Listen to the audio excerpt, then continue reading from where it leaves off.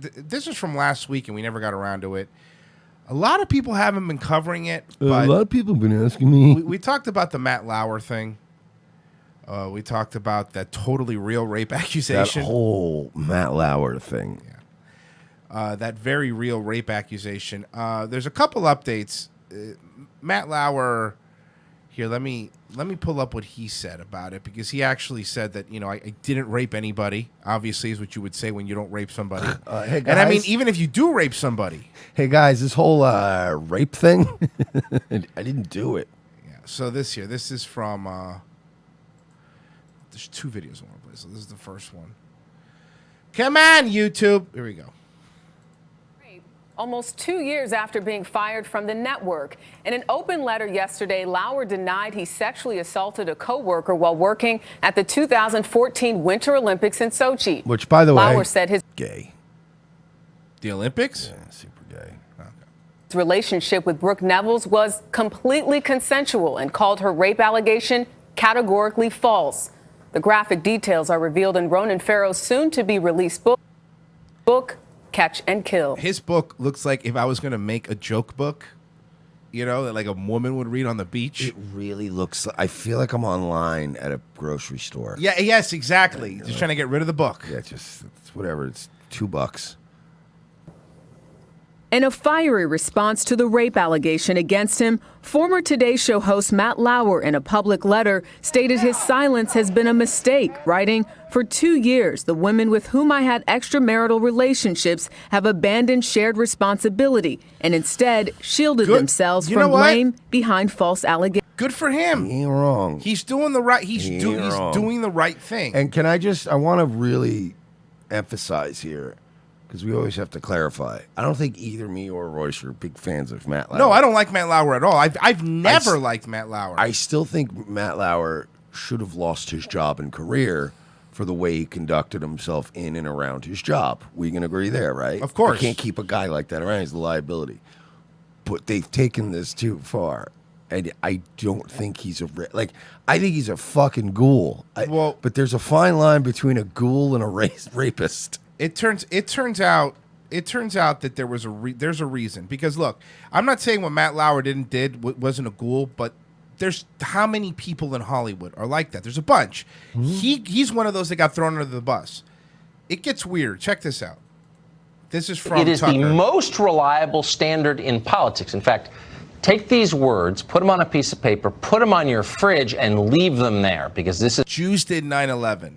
Jesus, Tucker's going full base. You just see a spray. Yeah. You hear one of those producers like off camera. What the fuck is he doing?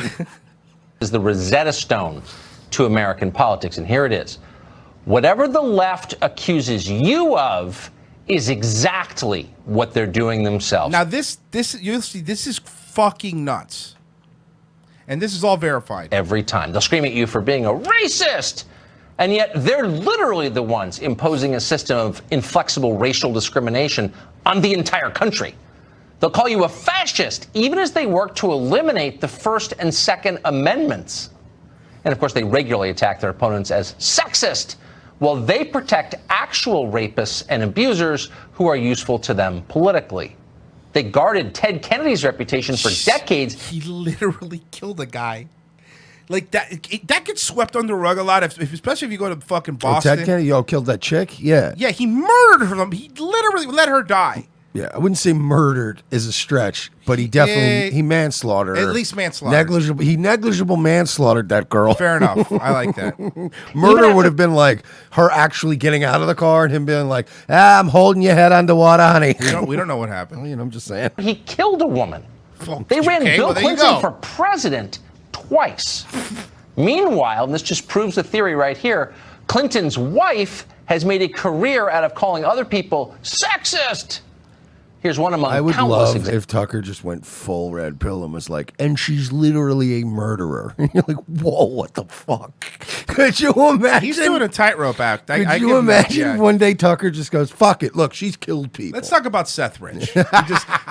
He loosens his tie. Thumbing through WikiLeaks. Yeah. So check this out.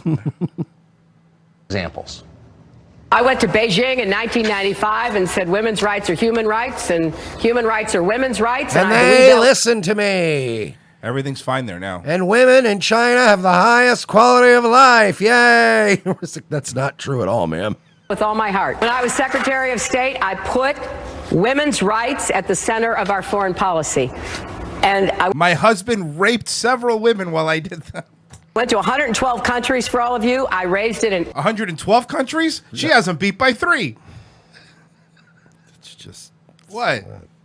That's not what they meant. Oh, sorry. She hasn't been thrown out of 112. Oh, yeah. Well, every country. I looked across the table at dictators and authoritarians and chauvinists and sexists and misogynists. And then I left the White House. You know what you never looked at him from across the table as, though? President. No. You know who you were? Madam Secretary. Secretary. Yeah, I did. And I raised it with every one of them. I stared down misogynists and lived to tell the tale. On one level, it's hilarious. Enjoy it. Now, this is where it On gets another nuts. level, it's nauseating. It is the opposite of the truth. Hillary Clinton has spent her entire life closely connected to men who abuse women. Name one. Maybe that's why she feels the need to lecture you about feminism. It's a kind of husband.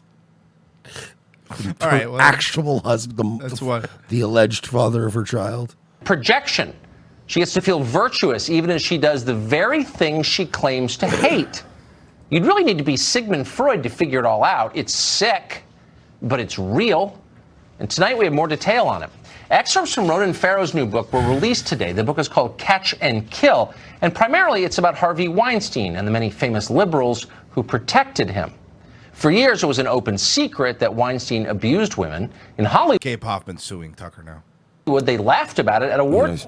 He's like so mad right now. Of course. He's actually probably he's like, they're going to look up my movie. Oh, they'll find it. And then they're going to see it's on Vimeo and go, nah. I'm not familiar with that website. It's probably a virus. Congratulations, you 5 ladies no longer have to pretend to be attracted to Harvey Weinstein. So they knew. That's beyond dispute. They knew. So why didn't they do anything to stop the abuse? Well, it turns out because people like Hillary Clinton helped Weinstein get away with it. Here's one example of it.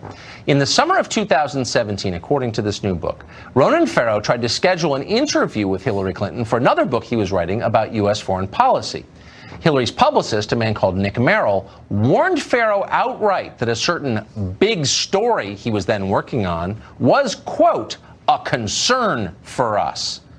In other words, leave Harvey Weinstein alone. Yeah. If you want to get what we've got, stop it. Stop bothering Harvey Weinstein. That was the message to Ronan Farrow. Now, it's not because Clinton is a good friend. There's a reason for this. From Hillary Clinton. Now, Weinstein had been a longtime fundraiser for the Clinton family. Hillary wanted to protect him, no matter how many women he was hurting, and there were quite a few, apparently. Several months later, Weinstein returned Hillary's favor. He sent an email to an NBC executive called Deborah Turnus, and he pitched a docuseries about, you guessed it, Hillary Clinton. Turnus called the idea absolutely stunning. But don't be surprised, NBC News is in the tank for the Democratic Party and also in the tank for Harvey Weinstein. When Farrow began his investigation, he may not have known this. He was still an NBC employee at the time. But he learned it when the company rejected his story on Harvey Weinstein, despite the fact he had it nailed. In the end, Farrow took the piece elsewhere and won a Pulitzer Prize with it. So now we know why NBC passed on what turned out to be the scoop of the decade. According to Farrow's book, Weinstein had dug up allegations against Today Show host Matt Lauer and threatened to expose Lauer if NBC didn't quash the story about him. Wow. Yeah, you see? You see what I mean about throwing somebody under the bus? You see what happened here? They're eating each other, literally. That's what he was like, I'll fucking ruin Matt Lauer. And you know what NBC did, because they're a news organization, said, you know what, no, fuck you, you're not going to be extorted. Matt Lauer, if he's hurting women, he's going to go down. Oh, wait, that's not what they did. They did this. So to protect their top talent, NBC let Harvey Weinstein get away with abusing women. And they've been lying about it ever since. Today, for example, you may have seen this, NBC has been happy to talk about a brand new allegation against Matt Lauer. In fact, that allegation may be the weakest claim in Farrow's book. It's essentially not credible. It doesn't really make sense. Look, man. Fucking There's Tucker's nobody calling it I out. like on Tucker. There's nobody I like on TV anymore. But man, I still am hanging on to Tucker. If you read it carefully. But for NBC, it doesn't matter. That claim has been a godsend. If they can keep talking about Matt Lauer, maybe no one will notice that NBC News at the very highest levels covered up for Harvey Weinstein. That's their plan. Ronan Farrow, and look, I do agree that the Matt Lauer stuff, that whole thing is very flimsy. But the Weinstein stuff, that was verifiable. That was stuff that the witnesses. And it was too many videos. It was too many incidents. Right. NBC passed on, because that was what I was wondering. I'm like, Ronan Farrow's writing this big expose. Out of all the places he ends up as a New Yorker, like, not that the New Yorker's, New Yorker's not one of those, when you think of breaking news, you don't think of the New Yorker. New Yorker, you think nobody was allowed to touch it. Exactly. So you had to go to the New Yorker. And sadly, it may work. Revealing as Farrow's book is, and it's a public service, a lot of this was obvious 2 years ago. At that time, our sources told us that NBC News president Noah Oppenheim knew all about Harvey Weinstein's behavior and actively worked to keep it secret. Next in line, by the way, to be the CEO of the company. In addition to being the head of NBC News, Oppenheim is a Hollywood screenwriter with deep ties. You know what else he is? A white man. Journalist. To the movie business. I think he's Jewish, too. And to the Democratic Party establishment. Could it be that Oppenheim had a business relationship with Harvey Weinstein or Weinstein's company? It's not a far-fetched possibility at all. And yet, as of earlier today, Oppenheim and NBC, when asked directly, refused to say. Noah Oppenheim ought to resign immediately, and if he doesn't, he ought to be fired immediately by NBC's parent company, Comcast. News executives are not allowed to tell lies. They're not allowed to participate in cover-ups. They ought to that's hilarious. Answer straightforward questions straightforwardly. When they don't, guys, they're corrupt. Nobody tell them.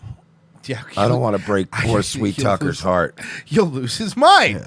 Corrupt, and that's exactly what NBC News is. So we tried. But 2 years later, Noah Oppenheim is still the president of NBC. Andy Lack is still the chairman, despite his own documented history of sexual indiscretions with NBC employees. But let's make an HBO series on Roger Ailes. Which, by the way, piece of shit. I will agree with the whole Roger Ailes thing. But what about everybody else? You know what I mean? Where's those docuseries? When are they coming out? So this part I thought was weird. Tucker yesterday had the producer. Now, you've got an accounting here Ronan Farrow's of producer. what it was like to spend 8 months of your life reporting on Harvey Weinstein with uncertain support from your own employer, NBC. But in this, you say that your phone wound up bugged. Someone broke into your house and tampered with the phone lines. Right. And the suggestion is that it was private investigators, former Mossad, hired by Harvey Weinstein. Did you ever get to the bottom of it? My situation independently, parts of it I did, but Ronan has unearthed, because he spoke with some members of Black Cube, he was privy to a lot of these details, and we've been able to piece together what happened. He was able to figure out exactly who was tracking him. Right. But my situation was a little different, but I consulted security experts. Do you understand that a story about an executive now has the fucking Mossad involved, former Mossad agents involved? They broke into this guy's house. Yeah, experts and whatnot, and it was pretty clear what was going on. I mean, it still continues though. It's like I've people have been trying to break into my emails right when I was writing the Vanity Fair story. So. It's. I wish I could say it's over, but it's not. But to go that far out on a limb for a story and then have your employer sell you out. I mean, at one point you say Noah Oppenheim was exchanging chirpy texts and gifts with Harvey Weinstein after killing your investigation into him. I mean, how do you feel about that?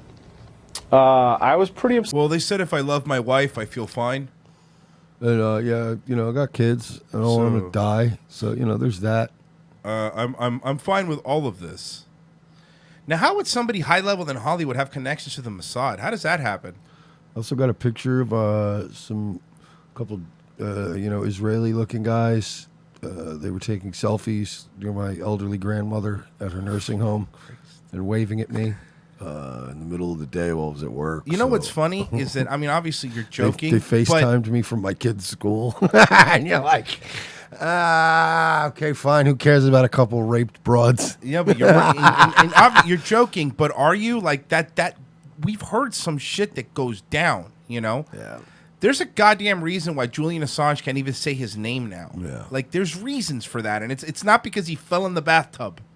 Set to learn a lot of that stuff, to be honest. You know, I have no animosity against these people, but you should. It's clear to me they broke that, into your house. We were lied to over and over, and it's just not right, especially coming from a news organization. That's right.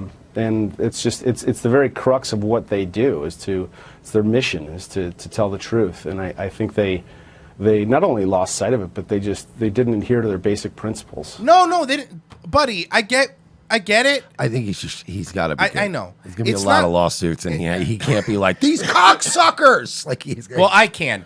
These cocksuckers. There you go. These fucking cocksuckers are absolutely controlling the narrative, hiding rapes, but then on their same fucking networks, are telling you what a misogynist, drumpity drumpf Cheeto man is. Well, he is though, isn't he? The worst. It really blows my mind. It really blows my mind that we're at that level. That's the level that we're at now. Oh yeah. Where you got to understand, man. It's NBC News. It's not just we're not just talking about back when it was NBC. It was one channel. It was Channel 4. Was NBC. It's like Channel 4 is NBC. You're talking about they own Comcast, or Comcast owns them. Same thing, right? Universal, movie theaters, movie companies, cable providers, internet providers. There is an entire global conglomerate that was covering up for Harvey Weinstein. An entire global conglomerate that was saying, no, you're not allowed. It doesn't matter how many women he rapes. We need our movies, or he has dirt on Matt Lauer, or he has dirt on this person, and it's. We live in a. We live in a society. Fuck! Now don't say it 2 more times, or the Joker shows up. We're living in. He says the N-word. Yeah, we're living in. But it's Cesar Romero's Joker, which is weird. But we're in like a John Carpenter movie. Like we're approaching the point where we're just living in a John Carpenter movie. Yeah, I think you're right. We're headed towards like or like a RoboCop type situation. Man, you know what? I've learned my lesson. If we're going towards a RoboCop situation, I'm all in for Delta City. Fuck it, lean into it. At least the city would look nice. Yeah, I mean, if they just fix the ED-209 glitch, where it's just going around shooting white men in suits. Oh, I thought you were gonna say when they fixed that he can't walk downstairs. Yeah, well, I mean, you know, one thing at a time. We just get rid of all stairs. Got it. Elevators. Elevators only. Freight elevators for Elevators everybody only. in Delta City. All right, let me read. I don't know why you just turned into Thomas Murphy there for a second. Mm-hmm. Yes. Freight elevators in Delta City. Mm-hmm. Yes. Mm-hmm. What else? Comment down below if that's true. Comment down below. Comment down below if we can fix the ED-209. Yes.